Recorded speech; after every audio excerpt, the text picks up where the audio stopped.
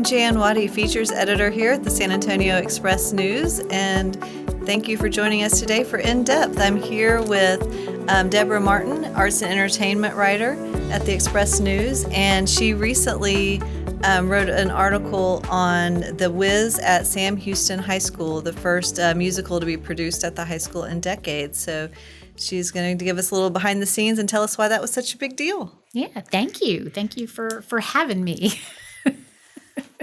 So, as you said, Sam Houston High School, which is a high school, the only public high school on the east side. Around Thanksgiving, they staged their first musical in at least 30 years. Christopher Reese, who's the theater teacher there, said that some alumni had suggested to him it might have been as much as 50 years since they'd done a musical. So it was huge. I mean, they were creating something they hadn't done before. They learned new skills.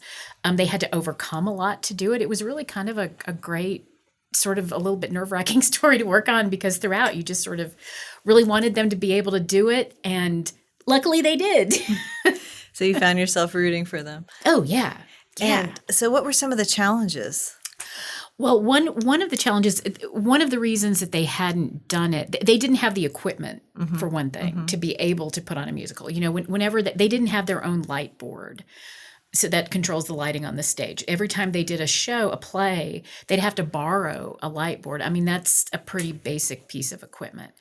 They finally, their theater was renovated and they got all this great tech. And he said, okay, this is the time to do this. They also, I mean, they're expensive. Musicals are expensive to do. He got a grant from I think it's the SAISD Foundation for $10,000. And he said, okay, that's a musical budget right there. They were originally going to do it in the spring, and they worked really hard. They worked so hard and it just didn't come together. And he ended up canceling it. Maybe a couple weeks before it was supposed to open.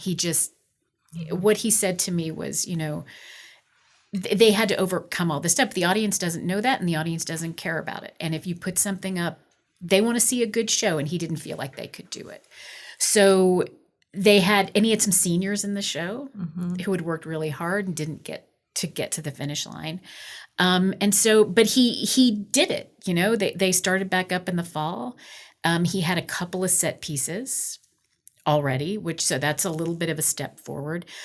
He was able to add a couple of classes to his workday where they could work on the show in class. Like he had a musical theater class, which he hadn't had before, and he had a tech class. So before, I think he was trying to knit it together at basically 2-hour increments every day.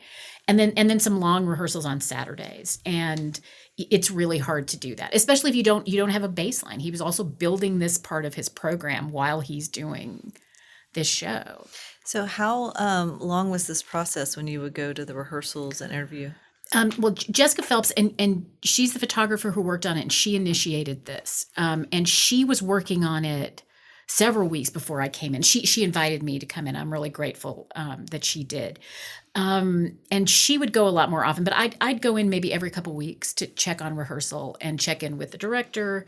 And I went to one long Saturday rehearsal, and that's where I really got to talk to the kids, because during the week, you know, the rehearsal started right after school. It was 2 hours, and I always felt like I didn't want to intrude on any of that time, because it's such a small amount of time.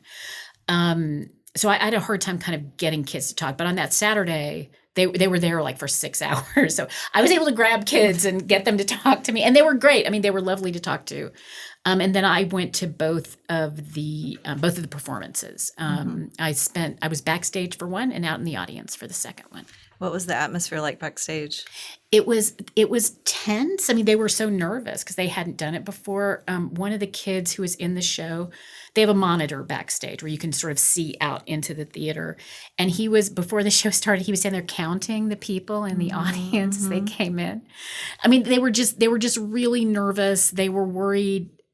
They hadn't, usually when you do a show, you have a dress rehearsal. So you get to do it from start to finish. And usually you've probably done it at least a couple of times from start to finish. On opening night, they had never done it from start to finish. So there was a lot of nervousness about that. At the dress rehearsal that they did do, which was not a complete one, there was a significant prop that didn't wind up on stage. So there's a whole lot of dialogue that didn't make any sense. So there was a lot of worry. Many people saying, where is the leg? Make sure that leg is there. Where are the legs? We need to make sure, like double checking, triple checking, quadruple checking. Where are those legs? They were amped up.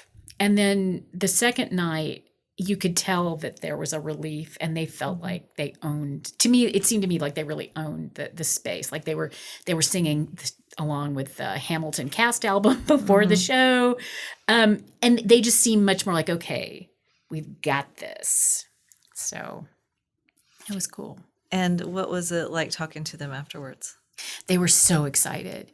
There was such joy. I mean, that first night when the curtains closed, there was just this. I mean, it was like this wave of joy and relief. I think some of them were in tears having done it. They were just so excited. And then at the second night, they talked about how they were going to miss it. And I think you always want more performances, but especially they had to cancel a third performance. They were supposed to do 3 nights. They ended up having to do 2 because an understudy for Dorothy couldn't do it ultimately.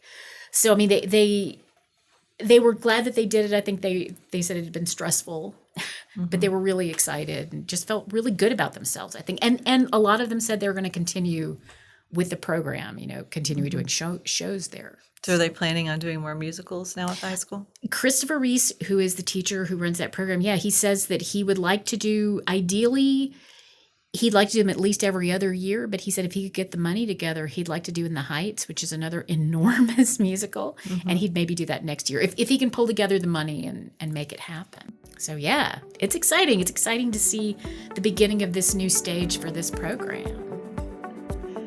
Great. Well, thank you. Well, go out and check out the article. It's online at expressnews.com.